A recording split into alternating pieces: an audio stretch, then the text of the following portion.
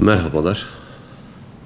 Ne yazık ki yaklaşık yarım asırı aşkın süren bir insanlık dramı halen ne yazık ki tüm ağırlığıyla ve vehametiyle devam ediyor. Filistin meselesi. Özellikle İsrail'in 1946'da İsrail Devleti'nin kurulmasıyla beraber başlayan ve artık bir insanlık dramına dönüşen ve her geçen gün etkisini artıran bir vahşetle karşı karşıyayız.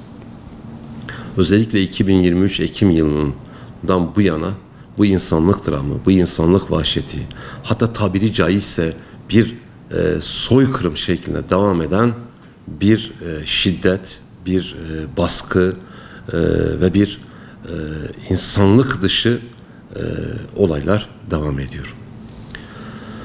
Bu anlamda biz hukukçular olarak, Batman Barosu olarak başından bu yana Filistin halkını mazlum bir halk olarak görüyor ve Filistin halkının haklı davasını desteklediğimizi özellikle belirtmek istiyorum.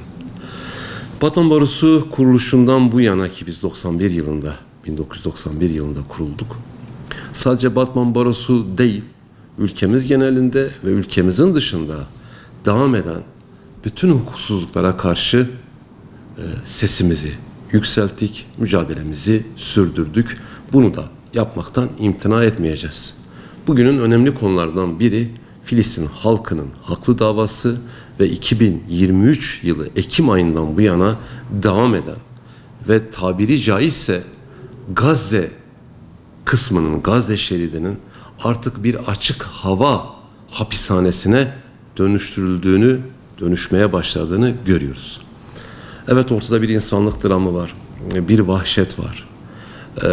Düşünün, sivil insanlar bombalanıyor, sivil insanlar kamplara kaçıyor, kamplar bombalanıyor. Yetmiyor, hastaneler bombalanıyor. Yetmiyor, bu hastanelerde çalışan doktorlar, çocuklar, okullar bombalanıyor ve bir vahşet devam ediyor. Ne yazık ki bu vahşet devam ederken dünyada sözü geçen güçlü devletlerden de ciddi bir tepki göremiyoruz. Her ne kadar son dönem artık Avrupa'daki bazı devletler de sesini yükseltmeye başlasa da ortada net bir tavırı hala göremiyoruz. İnsanlık dramı devam ediyor. İçimizi serinleten bir takım durumlar da var. Bunlardan biri özellikle bu vahşeti yapan İsrail Devleti'nin muktedirlerinin Uluslararası Ceza Mahkemesi'ne hüküm giymeleri. Evet, bu bir önemlidir.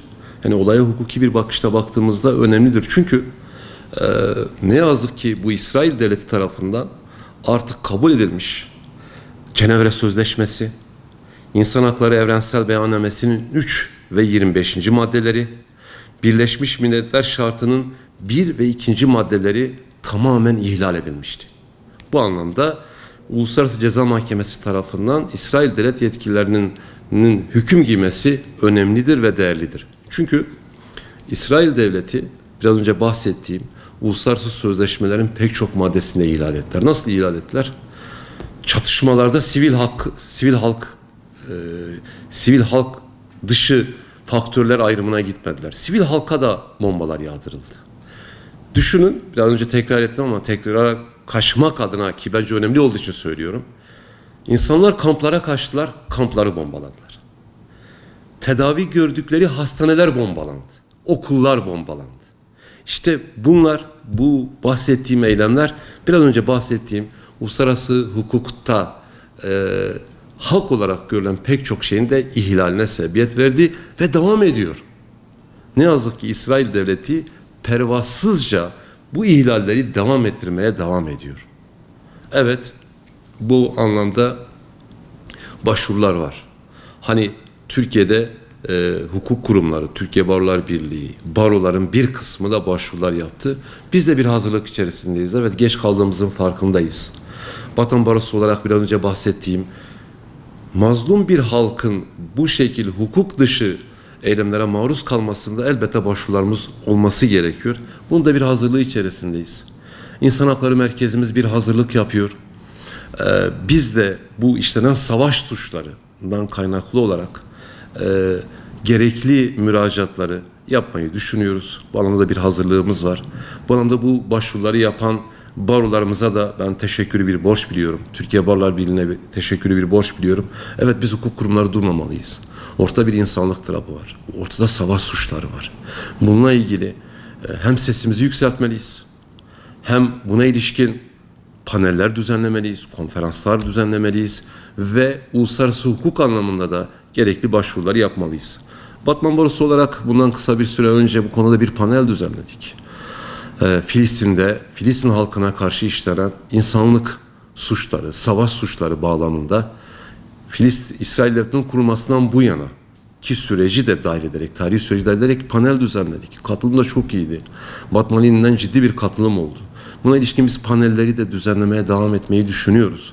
Ve dediğim gibi uluslararası hukukta, hukuk anlamında yapılacak başvuruları da yapacağız inşallah. İnsan Hakları Merkezimiz de bu konuda çalışmalarını devam ettiriyor.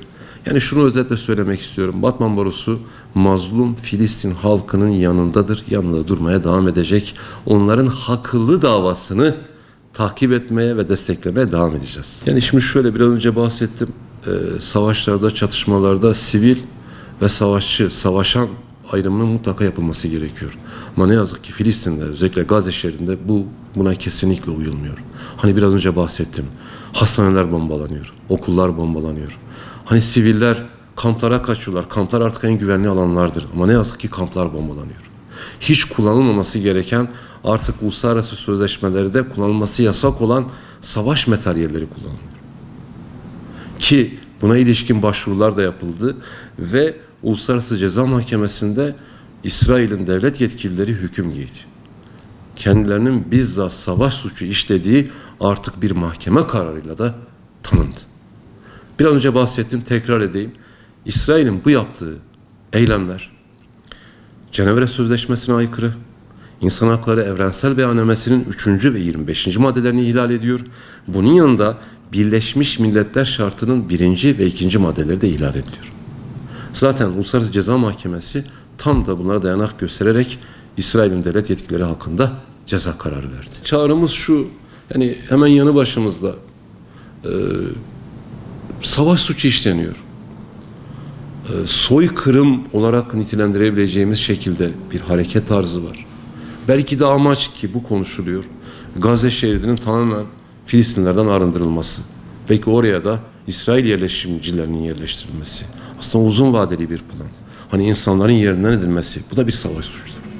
Bunun gibi hani olması gereken tamamen hani dinden bağımsız, dini duygularımızdan bağımsız. Çünkü biz Filistin halkıyla aynı dine mensubuz. Ama ondan da bağımsız. İnsanı öne çıkaralım. İnsan kavramını öne çıkaralım. Orada insanlık dışı eylemler var. Hiçbir insana yapılmasını kabul etmeyeceğimiz şekilde muameleler var. Elbette bir insan olarak buna karşı çıkmak zorundayız.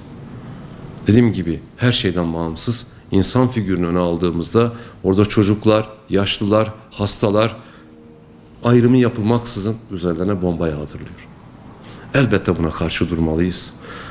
Ve bu konuda net bir şekilde ortada ciddi bir haksızlık, hukuksuzluk var. Filistin halkının yanında olmalıyız, durmalıyız, sesimizi yükseltmeliyiz diye düşünüyorum.